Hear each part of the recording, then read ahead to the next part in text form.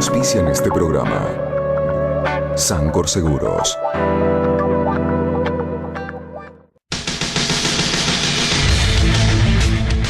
Último bloque del programa, continuamos dialogando con el rabino Sergio Berman. Sergio, un tema que planteaste al inicio de la charla, la participación. Sí. ¿Cómo fomentar el compromiso cívico para que más personas se involucren y contribuyan a cambiar las cosas? Creo que fundamentalmente es una conversación que tenemos que establecer entre dos generaciones. Yo considero que en otras épocas de nuestra historia los cambios, las revoluciones, las hacíamos en una misma generación, ¿no? Eran pares que hablaban, que militaban, se convocaban con alguna utopía y planteaban vamos a cambiar el mundo de nuestros padres. Yo creo que nosotros estamos tan mal, tan deteriorados en un tema de valores, de instituciones, lo que hemos degradado a nuestro país, ya hace que no te dé un solo ciclo vital el tiempo para modificarlo. Entonces creo que la comprensión tiene que ser entre padres e hijos, donde nosotros tenemos que plantear a nuestros hijos, no que ellos por ser jóvenes van a hacer el país que nosotros no intentamos. Nosotros vamos a tener que plantear que nosotros vamos a hacer lo que podemos hacer, claro, asumiendo nuestros errores, nuestras omisiones, y que ellos lo pueden continuar y Dios mediante terminar. Claro, tienen que tomar la posta. Claro, con la misma trascendencia que los próceres, los abuelos inmigrantes, otros antes que nosotros, sí fueron capaces de hacer cosas para que queden. Entonces la pregunta que nos tenemos que hacer como sociedad, ¿estamos dispuestos a hacer algo que quede, que no nos llevemos, que no lo veamos? Si la respuesta es sí, entonces hay lugar de participación. Si la respuesta es no, mira, yo quiero hacer lo mío, acá nos tenemos que salvar de a uno y zafar, que así es como nos hundimos todos, sí, claro, que alguien me haga el país que me merezco, porque todos son esto, todos son lo otro, etcétera, pero yo quiero hacer la mía. ¿Por qué yo voy a dejar de hacer lo mío para meterme con qué? Con todos esos delincuentes, con los corruptos, con la política, con los suyos. Y eso justamente es la trampa, te diría, mortal, sí, donde nosotros perdemos el país. Ahí un tema que a mí me plantean cuando yo, expongo esta necesidad de involucrarse. Hay gente que te dice, no, porque te metes en la política partidaria, te termina comiendo el aparato, la rosca política. Ante eso, ¿cuál es tu planteo? El primero de todos es que no hay que pegar un salto al vacío, de ser un habitante espectador a la política partidaria. Primero hay una política cívica. La política cívica no hay ninguna trituradora, no hay ninguna maquinaria, no tenés que ser candidato, no tenés que ni siquiera salvar el país, ¿y ahí qué ámbitos, ni la ciudad. ¿Qué ámbitos hay? Todo lo que nosotros despreciamos, todo lo que el público, el espacio público, lo público no es de los gobiernos ni de los partidos, lo público es nuestro. Ahora, en la medida que uno se repliega, se encierra y además vive en la Argentina privada, porque también tenemos que sincerarnos, lo que tenemos el privilegio de vivir en la Argentina privada, no nos importa lo público. Hasta que no vienen por nosotros no nos importa. O sea, los que pueden pagar seguridad privada, educación privada y salud privada, dicen de lo público que se ocupe cualquiera, o el que va a afanar, o el que se va a quedar con lo de los demás. Ahora, si nosotros no tenemos esa mínima prudencia, que es ver la Constitución de la Nación, no solo como un menú a la Carta de Derechos, hay obligaciones. Si nosotros nos ocupamos de lo público, vamos a dejar abandonado ese área, justamente para que pase lo que todos ahora criticamos. ¿Y cómo nos podemos ocupar de lo público? Organizándonos, reconociéndonos y participando en organizaciones intermedias. Todos nosotros tenemos que tener en el barrio alguna organización que nos invite para extender la familia. Ahora, yo digo, no estoy hablando de cosas muy sofisticadas. Yo empiezo por la vereda. Primero ocupemos la vereda. Si nosotros nos acordamos que nuestros padres y abuelos decían, ¿te acordás cuando salíamos a la vereda a tomar mate y a charlar con los vecinos? Bueno, ocupemos la vereda, ocupemos las plazas, ocupémonos de la cuadra. Vayamos a ver a nuestros concejales y preguntémosle en qué podemos ayudar para que nuestro barrio y nuestra ciudad esté mejor. Cambiemos las conductas. Sí, o controlar lo que hacen los concejales también. Por ejemplo, pero en el ánimo de hablar y participar. Pues yo digo, antes de escrachar y reclamar, primero colaboremos. Ahora la gente con razón dice, mira, tengo que trabajar todo el día, no me alcanza. Con todos los problemas vos querés, además que yo me ocupe de lo cívico, y yo hablo acá de una justa proporción. No digo que uno tiene que dejar de hacer sus actividades, pero buscar una manera de participación y fundamentalmente hablarle a nuestros hijos de que si en nuestro tiempo, o en mi generación, nuestros padres, para cuidarnos, ¿qué nos decían? No te metas que es peligroso. Sí. Bueno, a nuestros hijos les tenemos que explicar que ahora no hay nada más peligroso que no meterse, claro, que no involucrarse, que no participar. Y también la participación tiene algo muy valioso, muy importante, que es que antes de tomar partido por un partido, hay que tomar partido por lo común. Hay que tomar partido por lo de todos. Claro. Hay que decir, bueno, esto es mío. ¿Y en qué países uno no le pide al ciudadano que participe? En los países desarrollados, que no son los países ricos. Los países desarrollados se hacen ricos porque están desarrollados. Donde vos ya tenés instituciones sólidas que no le piden a la gente que lo haga. Entonces, por ejemplo, si yo te dijera, despreocupate por la cuadra porque el gobierno municipal va a resolver todo, o si yo te dijera, despreocupate por la seguridad porque la policía se va a ocupar, o si yo te dijera, olvídate de los problemas estructurales de la independencia de la justicia, de las mentiras del INDEC porque va a haber un congreso que va a legislar, vos podés después optar. Pero en la Argentina, que está destrozada en términos del sentido común, la idea de que alguien va a venir a hacerlo y la suposición de que lo más importante es el bolsillo, no los valores. Bueno, esas cosas pienso que van a ir pegando una vuelta cuando nosotros encontremos que el que no hace nada no es parte de la solución. Para mí es parte del problema. ¿Y qué valores habría que rescatar en forma prioritaria? Mirá, es una buena pregunta, porque ahora que los voy a enunciar, vas a ver que vamos a necesitar volver a definir las palabras. Porque el primer valor que está devaluado en la Argentina no es ni el dólar, ni es el peso, es la palabra. Vos decís una palabra, la tenés que volver a definir. No solamente que hablo de izquierda y derecha, que después de estos 10 años de gobierno que alguien me explique lo que es la izquierda y la derecha. Porque si esto es izquierda, no me quiero imaginar lo que es la derecha. Entonces lo que trato de decirte es, fíjate, orden.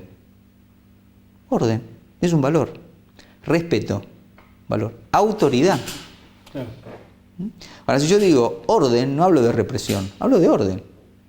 Si yo digo, digamos, respeto, es justamente no la prepotencia de llevarte nada puesto, sino respetar. Y cuando te digo autoridad, no digo autoritarismo, digo autoridad. Ahora, estos tres principios se sostienen en la ley.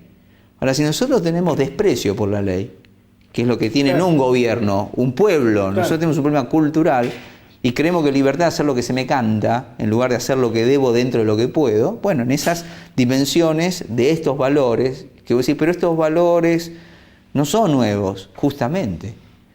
Es lo que nos enseñaron en una generación donde esto no solamente se decía, sino se cumplía.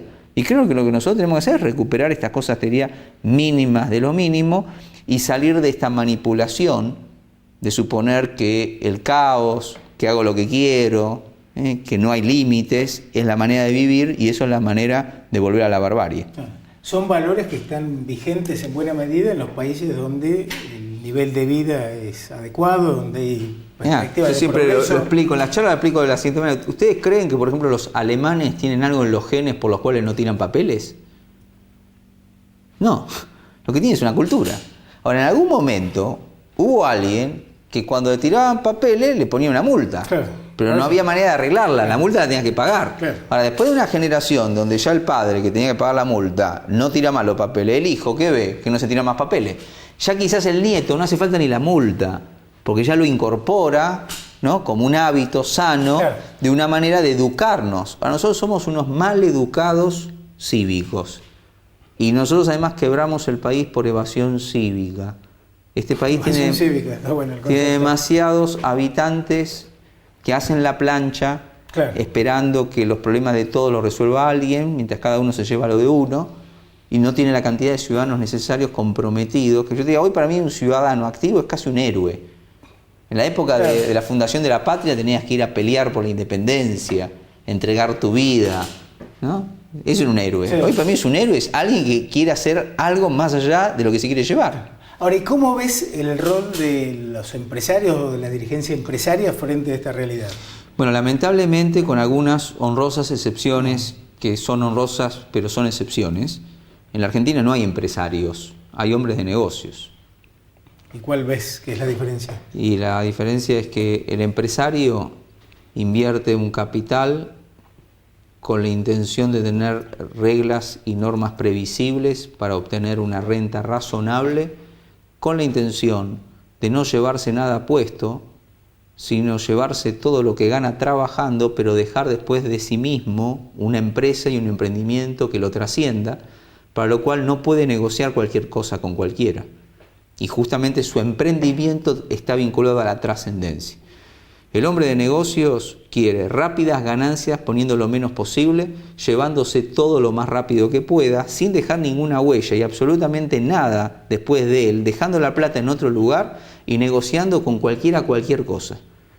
Entonces, cuando vos tenés hombre de negocio y no tenés empresarios, lo que termina pasando es que no tenés ninguna posibilidad de desarrollo.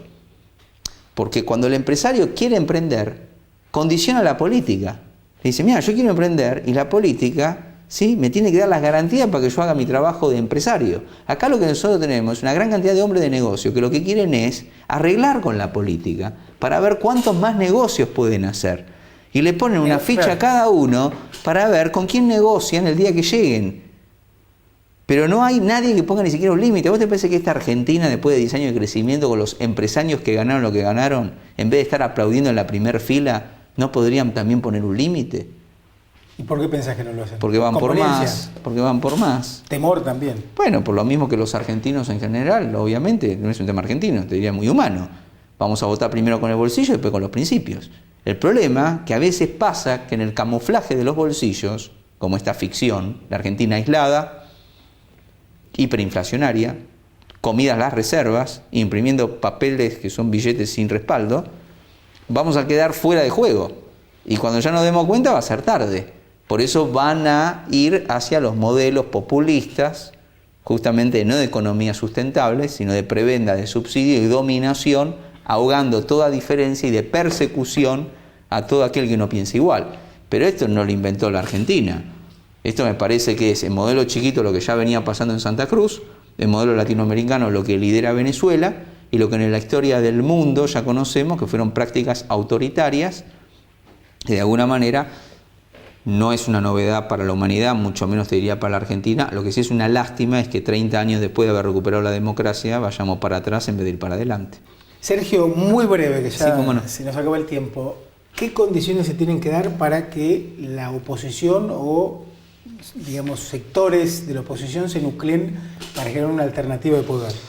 Mira, creo que la gente pide que la oposición se junte y yo diferencio dos momentos. Cuando uno va a una elección, la oposición no es oposición, tiene que ser una alternativa. Claro. Uno es una oposición cuando perdió una elección y es oposición en los congresos y en la Cámara de Representantes. Claro. En el resto tiene que generar alternativas. Por eso creo que nuestro trabajo, el de todos, no es juntarnos para crear alternativas, sino que cada uno proponga alguna alternativa. Que no sea la obviedad de denunciar lo que pasa, porque para eso necesitas partidos políticos.